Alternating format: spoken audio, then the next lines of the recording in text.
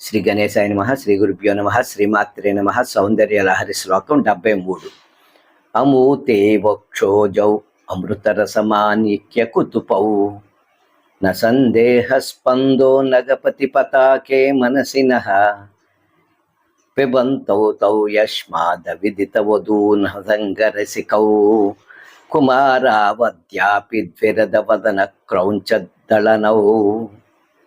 హిమవంతుడి వంశమనే ధ్వజానికి పతాకైన ఓ పార్వతీ మాత, వినాయకుడు కుమారస్వామి వివాహం లేక యవ్వన సుఖాలను అనుభవించక సదా కుమారులై ఉండడానికి కారణం ఏమంటే శ్రీదేవి స్తనాలు అమృతంతో నింపిన మణి కుప్పెలు, అమృతపు కుప్పెలు కాబట్టే అమృతం త్రాగుతూ వారు సదా బాలురుగా ఉన్నారు.